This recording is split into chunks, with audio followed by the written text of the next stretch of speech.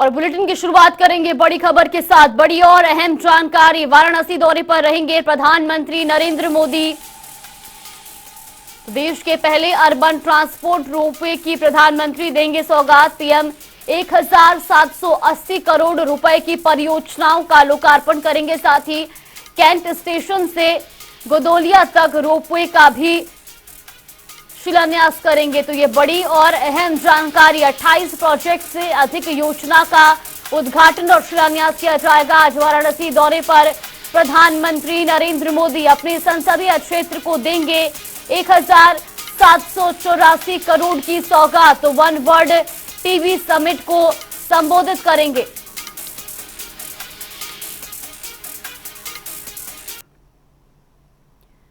तो ये तस्वीरें आपको दिखा रहे हैं वाराणसी की, जहां सीएम योगी आदित्यनाथ एयरपोर्ट पहुंच चुके हैं। तो आज प्रधानमंत्री नरेंद्र मोदी वाराणसी दौरे पर रहेंगे और ऐसे में उनके स्वागत के लिए सीएम योगी आदित्यनाथ एयरपोर्ट पहुंच चुके हैं। ये तस्वीरें भी आपको दिखा रहे हैं वाराणसी के एयरपोर्ट की। तो आज पीएम 1780 करोड़ की परियोजनाओं की सौगात अपने संसदीय क्षेत्र को देंगे और ऐसे में उनके स्वागत के लिए जहां कई जगहों पर तैयारी की गई है और ऐसे में खुद सीएम योगी आदित्यनाथ उनका स्वागत करने के लिए एयरपोर्ट पहुंच चुके हैं। ये तस्वीरें भी आपको दिखा रहे हैं। तो 28 प्रोजेक्ट का उद्घाटन करेंगे पीएम मोदी। कैंट स्टेशन से गोदोलिया तक रोपवे का भी शिलान्यास करेंगे। साथ ही आपको बता दें कि कई परियोजनाओं की सौगात आज वाराणसी को देंगे। ये बड़ी और अहम जानकारी आपको बता रहे हैं। जहां पीएम मोदी वाराणसी दौरे पर हैं तो वहीं सुरक्षा के लिहाजे से भी कड़े इंतजाम किए गए हैं।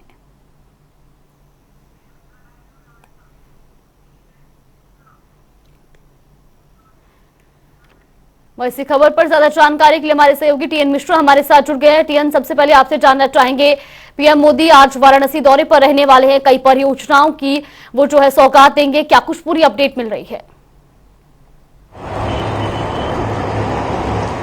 देखिए जागृति, पीएम मोदी जो पीएम बने हैं, बनारस के सांसद के बाद पीएम बने तो 9 साल से लगातार बनारस में बह रही है। अब अगले साल चुनाव हैं तो इसलिए जो बचे खुचे काम उनको पूरा करना है और आगे की जो जरूरतें हैं उनको भी पूरा करना है। इसको लेकर के प्रोजेक्ट बनाए गए 1780 करोड़ की परियोजनाओं का जो है शिलान्यास और लोकार्पण करेंगे वो। इससे क्या है कि बनारस में एक तो कंजेशन बहुत ज्यादा है, तो उसके लिए रोपवे का जो है रेलवे स्टेशन से लेकर भरवाड़ा तक रोपवे बनाया जा रहा है। बिजली की समस्या, उसके लिए कई 500 जिनके किए गए हैं। जहां तक पानी की समस्या है उसको भी दूर किया जा रहा है। शहर में जितनी भी विकास परियोजनाएं हैं उनको तेज करके गंगा के जो स्मार्ट सिटी प्रोजेक्ट्स हैं उनको पूरा किया जा रहा है। जो योजनाएं बची उनका पुनर्विकास भी हो रहा है। तो कुल मिलाकर बनारस का चौतरफा विकास के लिए सारे काम किए जा रहे हैं और अगले साल के लोकसभा चुनाव को देखते हुए ये काम और तेजी से किए जाएंगे और उम्मीद की जा रही है कि प्रदेश सरकार भी इसमें पूरी जोर लगा रही है और डबल इंजन की सरकार इसमें लगी हुई है। जी जागृति जी बिल्कुल। टीएन, ये भी जानना चाहेंगे किस वक्त तक जो है पीएम मोदी वाराणसी पहुंचेंगे और स्वागत के लिए क्या कुछ तैयारियां की गई हैं? पीएम मोदी अभी दोपहर पहुंचेंगे। उनके स्वागत के लिए राज्यपाल आनंदीबेन पटेल खुद मौजूद हैं और वहां पर सीएम योगी आदित्यनाथ पहुंच चुके हैं। ये लोग उनका वहीं स्वागत करेंगे और इसके बाद पीएम बनारस पहुंचेंगे। 5 घंटे में बनारस का कार्यक्रम निपटाएंगे और उस दौरान लोकार्पण और शिलान्यास के जो कार्यक्रम है उनको पूरा करेंगे।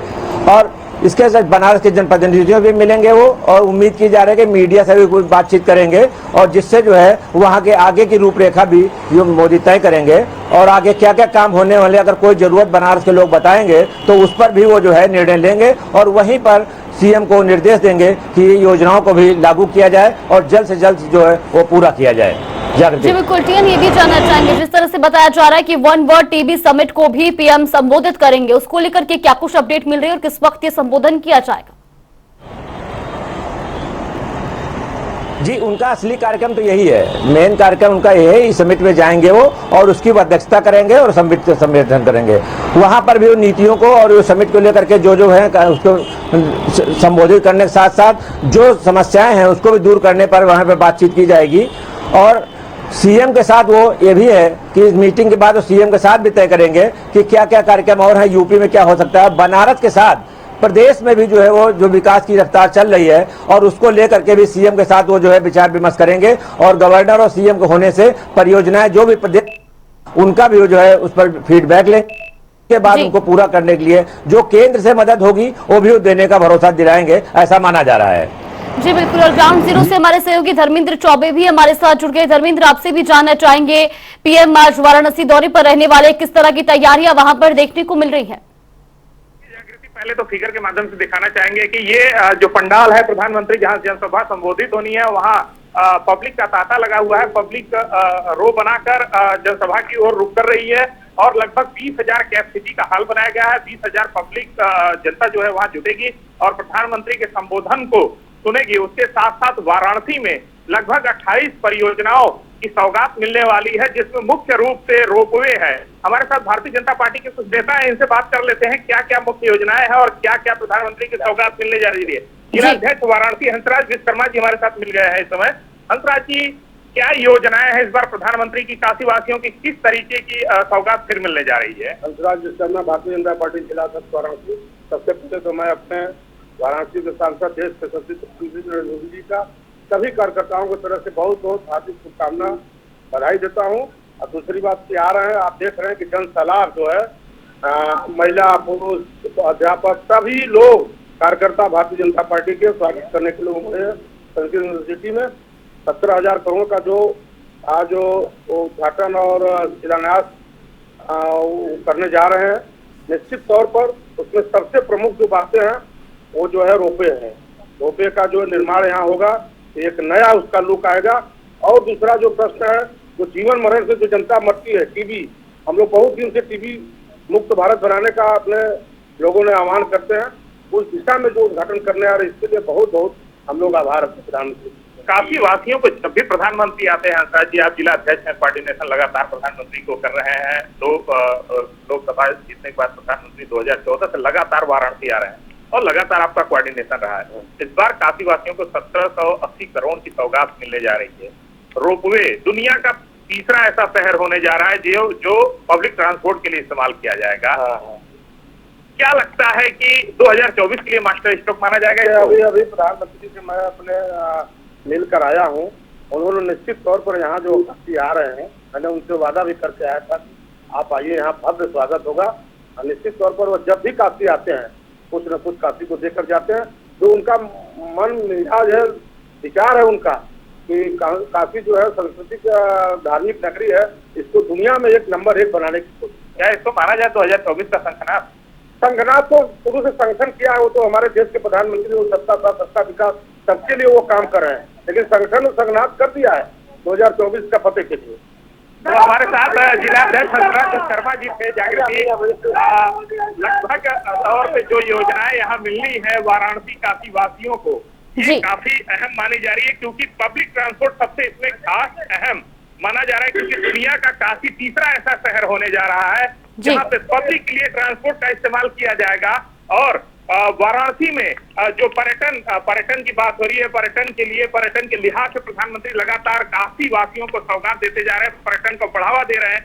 काशी विश्वनाथ कॉरिडोर, धाम की बात कर ली जाए, रुद्राक्ष कन्वेंशन सेंटर, टीएफसी, आयात निर्यात से लेके ग्राउंड लेवल पर तक जो करना है प्रधानमंत्री लगातार अपने संसदीय क्षेत्र वाराणसी के सांसद के रूप में कार्य करते हैं। जागृति जी बिल्कुल। धर्मेंद्र, आप हमारे साथ बने रहिए, यहाँ पे रुक को सीधा लिए चलते वाराणसी, जहां पीएम मोदी आज वाराणसी दौरे पर है।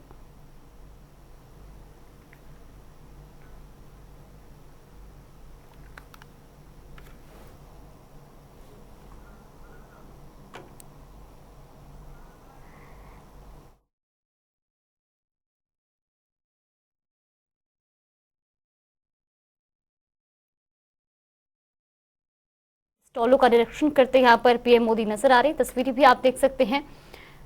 तो आज पीएम मोदी वाराणसी दौरे पर हैं और इस दौरान वो वन वर्ल्ड टीबी समिट को संबोधित भी करेंगे और साथ ही 1780 करोड़ की परियोजनाओं की सौगात भी वाराणसी को देंगे। तो लगातार हमारे सहयोगी धर्मेंद्र चौबे और टीएन मिश्रा हमारे साथ बने हुए हैं। धर्मेंद्र, सबसे पहले आपसे जानना चाहेंगे, पीएम मोदी जो है वाराणसी पहुंच चुके हैं, किस तरह की वहां पर तैयारियां देखी जा रही है और खासतौर पर जहां स्टॉल्स का निरीक्षण करते हुए नजर आ रहे हैं, इसके बाद क्या कुछ कार्यक्रम उनका रहने वाला है? पहले तो मैं भारतीय जनता पार्टी कार्यकर्ताओं को दिखाना चाहूंगा, उत्साह है काशी के सांसद, वाराणसी के सांसद, देश के प्रधानमंत्री के लिए काशी में अतिथि की परंपरा को निभाते हुए काशीवासी लगातार ढोल नगाड़ों तमाम चीजों को कर रहे हैं। हमारे साथ त्रिवेदी जी है, इनसे बात करते हैं भारतीय जनता पार्टी से। और प्रधानमंत्री आ रहे हैं, थोड़ी देर में क्या कहना चाहेंगे?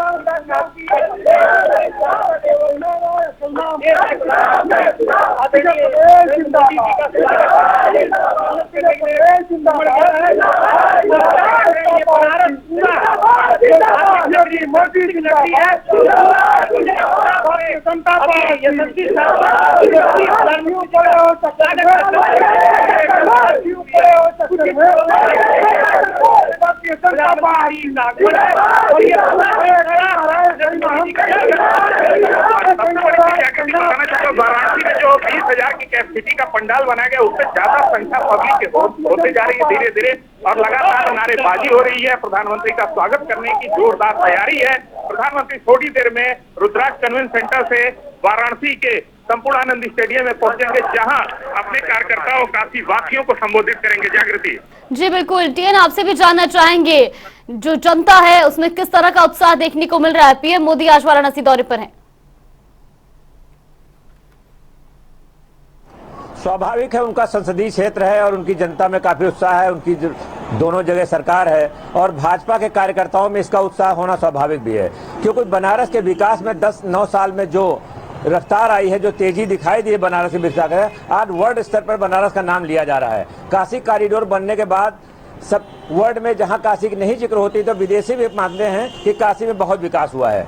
गंगा वहां उन्होंने बहुत सफाई कराई और पूरे बनारस शहर का कायाकल्प हुआ है। तो बनारस के इस कायाकल्प को लेकर के जनता में उत्साह होना है, और जो प्रधानमंत्री का आज आने से और टीबी मुक्त भारत बनाने की उनकी इस मुहिम को जो है आज वहां पे अमली जामा दिया जाएगा, और उम्मीद की जा रही है कि भारत जो है टीबी से मुक्त होगा, और ये उनका बहुत बड़ा सपना है जो जल्द ही साकार होगा। जी जागृति।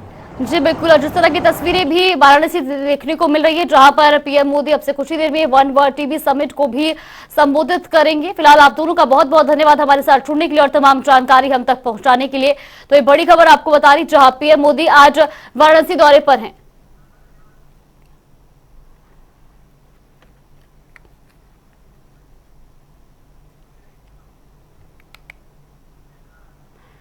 तो ये तस्वीरें भी आपको दिखा रहे वाराणसी की, जहां पीएम मोदी वाराणसी पहुंच चुके हैं और अब लगातार वो कार्यक्रमों में शिरकत करेंगे। साथ ही 1780 करोड़ की परियोजनाओं की सौगात वाराणसी को देंगे। तो रुक करेंगे अगली बड़ी खबर की ओर। बड़ी और अहम जानकारी लखनऊ से आपको बता रहे इस वक्त की बड़ी खबर, निकाय चुनाव पर सुप्रीम कोर्ट में आज सुनवाई होगी। ये बड़ी और अहम जानकारी, एससी से अनुमति मिलने पर चुनाव प्रक्रिया शुरू होगी। तो सरकार ने चुनाव की अनुमति मांगी है। ये बड़ी और अहम जानकारी, सीटों पर नए सिरे से आरक्षण निर्धारित का कार्य शुरू होगा। सरकार ने रिपोर्ट दाखिल कर चुनाव आयोग की अनुमति मांगी है। सरकार द्वारा दाखिल की गई रिपोर्ट में सुनवाई होगी। पिछड़ा वर्ग आयोग की रिपोर्ट सरकार ने दाखिल की है। तो ये बड़ी और अहम जानकारी आपको बता रहे, जहां निकाय चुनाव पर सुप्रीम कोर्ट में आज सुनवाई होनी है। तो निकाय चुनाव पर सुप्रीम कोर्ट में सुनवाई होगी, जिसके बाद अनुमति मिलने के बाद ही चुनाव प्रक्रिया जो है वो शुरू की जाएगी। तो ओबीसी आयोग की रिपोर्ट सरकार ने दाखिल की है। वैसी खबर पर ज्यादा जानकारी के लिए हमारे सहयोगी टीएन मिश्रा हमारे साथ जुड़ गए। टीएन, सबसे पहले आपसे जानना चाहेंगे, निकाय चुनाव को लेकर आज सुप्रीम कोर्ट में सुनवाई होनी है, क्या कुछ पूरी अपडेट मिल रही है? जी जागृति, ये निकाय चुनाव को लेकर सुप्रीम कोर्ट में आज सुनवाई है। जो सरकार ने रिपोर्ट दी थी, राज्य सरकार ने चुनाव के लिए अनुमति मांगी है, उस पर आज सुप्रीम कोर्ट अपना आदेश जारी करेगा और उसके बाद पता चलेगा चुनाव कब होंगे और उनकी क्या रूपरेखा होगी। दूसरा सबसे बड़ा इफेक्ट इसका ये पड़ेगा कि जब पहले सरकार ने चुनाव की तैयारी की थी तो जो सीटों का जो बंटवारा हुआ था, तो उसमें विपक्षियों में सबसे ज्यादा अखिलेश यादव ने जो है ये सवाल उठाए और दूसरे विपक्षी दलों ने कि इसमें ओबीसी की सीटों में कटौती की गई है और ये जो सुप्रीम कोर्ट का ट्रिपल टेस्ट था उसके अनुसार जो है ये चुनाव नहीं हो रहा है। उसके बाद हाईकोर्ट ने रोक लगाई और हाईकोर्ट ने कमेटी बनाई और उस आयोग ने, जो आयोग गठित किया गया, अब अपनी रिपोर्ट के उस समय से पहले उसने जो है सीएम योगी आदित्यनाथ को रिपोर्ट स्वीकृत सबमिट कर दी और योगी ने फिर वो रिपोर्ट जो है दिल्ली भेज करके और सुप्रीम कोर्ट में उसको जो है कहा कि अब हमें चुनाव की अनुमति दी जाए। अब सुप्रीम कोर्ट इस रिपोर्ट का एनालिसिस करेगा और उसके बाद सुप्रीम कोर्ट तय करेगा कि ये चुनाव कब होंगे। साथ ही जब मैं बता दूं कि चुनाव की पर यूपी में इतनी तैयारियां तेजी से हो रही हैं कि होली के दौरान सभी शहरों में प्रदेश के जो है पूरा बैनर और पोस्टर से लोगों ने पाट दिया बधाइयां देने के लिए। और जो उम्मीदवार हैं, सबसे ज्यादा उम्मीदवारी जो है भाजपा में है जहां पर जो है जहां से लेकर दिल्ली तक लोग जो है चुनाव दौड़ लगा रहे हैं कि उनको टिकट न कटे। जो वर्तमान सभासद हैं वो चाहते हैं मेरे न टिकट कटे और जो नए हैं वो चाहते हैं हमें मिल जाए। तो कुल मिला के है कि तैयारियां बहुत तेजी से चल रही हैं। जैसे सुप्रीम कोर्ट का निर्णय मिलेगा वैसे ही सरकार चुनाव को आगे तैयारी तेज कर देगी। जी बिल्कुल टीएन, ये भी जानना चाहेंगे, जिस तरह से बताया जा रहा है कि सुप्रीम कोर्ट की अनुमति के बाद जो है चुनाव प्रक्रिया जो है वो शुरू की जाएगी, ऐसे में अगर अनुमति मिल जाती है तो कब तक निकाय चुनाव होने के आसार हैं? उम्मीद की जाए अप्रैल और मई में ये चुनाव हो जाएंगे और जैसे ही उम्मीद, क्योंकि सरकार की तैयारियां पूरी हैं, सिर्फ उसमें क्या है अध्यक्ष और जो इसके मेयर हैं इनकी सीटें बदलेंगी। क्या ओबीसी आयोग की रिपोर्ट के अनुसार क्या चेंज आएगा उसकी बदलाव करके और उसके बाद सभासद कहां बदलेंगे, कहां पे समीकरण बदल जाएंगे, तो ये तय करने के बाद और जो है सरकार चुनाव कराएगी। सरकार की तैयारी है, बस सिर्फ सीटों के बंटवारे को लेकर के एक नए सिरे से जो है उसको तय करना पड़ेगा और जब नए सिरे से सीटें तय हो जाएंगी सरकार चुनाव अप्रैल और मई में कराने के लिए पूरी तरह तैयार है। जी बिल्कुल। फिलहाल सुप्रीम कोर्ट में इस मामले को लेकर सुनवाई होनी और अब देखना यह होगा कि कब तक आखिर ये चुनाव जो है वो कराए जाते हैं। फिलहाल आपका बहुत बहुत धन्यवाद हमारे साथ जुड़ने के लिए और तमाम जानकारी हम तक पहुंचाने के लिए। वही रुक करेंगे अगली बड़ी खबर की ओर। बड़ी और अहम जानकारी आपको बता दें इस वक्त की, आज मुख्यमंत्री पुष्कर सिंह धामी पुरस्कार देंगे तो खेल मंत्री रेखा आर्य भी सीएम के साथ मौजूद रहेंगी। साथ ही आपको बता दें कि लक्ष्य सिंह, चंदन सिंह और उत्तराखंड खेल रत्न सुरेश पांडे को लाइफ टाइम अचीवमेंट पुरस्कार दिया जाएगा। 168 खिलाड़ी और 42 कोच भी सम्मानित होंगे तो खेल रत्न को 5 लाख रुपए मिलेंगे। इस खबर पर ज्यादा जानकारी के लिए state bureau head Yogesh Rana हमारे साथ जुड़े। योगेश, सबसे पहले आपसे जानना चाहेंगे, आज सीएम धामी पुरस्कार वितरित करेंगे, क्या कुछ पूरी अपडेट मिल रही है, किस तरह की तैयारियां वहां पर देखी जा रही हैं? बिल्कुल जागृति, ये एक बड़ी बात है उत्तराखंड के लिए। सबसे पहले ध्यान में देने की दो बातों को जरूरत है कि पहली, ये जो उत्तराखंड खेल पुरस्कार मिल रहे हैं ये 3 कैटेगरी में पुरस्कार मिल रहे हैं। एक देवभूमि उत्तराखंड खेल रत्न, दूसरा देवभूमि उत्तराखंड लाइफ टाइम अचीवमेंट और तीसरा देवभूमि उत्तराखंड द्रोणाचार्य पुरस्कार। और इसके अलावा जिन खिलाड़ियों ने नेशनल लेवल की प्रतियोगिताओं में पदक जीता है उनको भी पुरस्कार दिए जाएंगे। जो पहली 2 कैटेगरी है खेल रत्न और अचीवमेंट लाइफ टाइम अचीवमेंट पुरस्कार, उसके लिए 5-5 लाख और जो द्रोणाचार्य पुरस्कार है उसके लिए 3, और जो नेशनल लेवल की जो प्रतियोगिता है उनमें जो पदक जीते हैं उत्तराखंड के खिलाड़ियों ने उनको 1 करोड़ 8 लाख के पुरस्कार की घोषणा की हुई है। और इसमें एक और बड़ी बात है, ये पिछले 3 साल से दिए नहीं जा रहे थे, उसके पीछे कोविड भी वजह था, कुछ और भी कारण थे।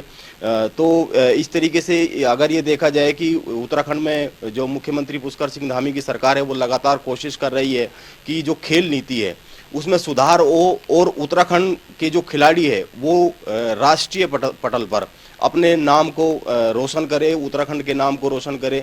और इसके लिए अन्य प्रदेशों से बीच में उत्तराखंड की टीमें, उत्तराखंड के अफसर और उत्तराखंड के खेल विभागों से जुड़े हुए लोग जाते रहे हैं, फीडबैक लेते रहे हैं, नीति बनती रही है। अभी अगर हम कल की ही बात करें तो कल मुख्यमंत्री पुष्कर सिंह धामी को 1 साल पूरा हुआ है अपने दूसरे कार्यकाल का। तो एक बड़ी घोषणा की गई है कि हल्द्वानी में हल्द्वानी में एक राष्ट्रीय स्तर की खेल विश्वविद्यालय बनाया जाएगा।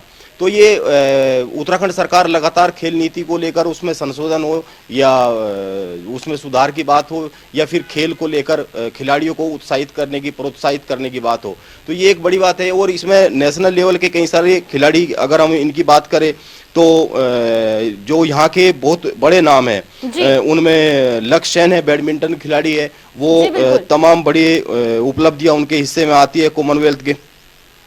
जी बिल्कुल योगेश, और जिस तरह से जो है कार्यक्रम का आयोजन भी किया गया और ऐसे में खिलाड़ियों में उत्साह देखने को मिल रहा है। फिलहाल आपका बहुत बहुत धन्यवाद हमारे साथ जुड़ने के लिए और तमाम जानकारी हम तक पहुंचाने के लिए। आप रुक करेंगे एक और बड़ी खबर की ओर, बड़ी और अहम जानकारी आपको बता दें इस वक्त की ये बड़ी खबर, 42 वर्षीय व्यक्ति में कोरोना संक्रमण की पुष्टि हुई है। आगरा से ये बड़ी और अहम जानकारी निजी लैब से जांच में पुष्टि हुई है। तो वहीं आपको बता दें कि विजयनगर का रहने वाला है संक्रमित शख्स। स्वास्थ्य विभाग की टीम आज घर पर जाएगी और ऐसे में संक्रमित शख्स की जीनोम सीक्वेंसिंग भी होगी। तो 42 वर्षीय व्यक्ति में कोरोना संक्रमण की पुष्टि हुई है। आगरा से बड़ी खबर। चलिए फिलहाल बुलेटिन में बस इतना ही। आप बने रहिए हमारे साथ। नमस्कार।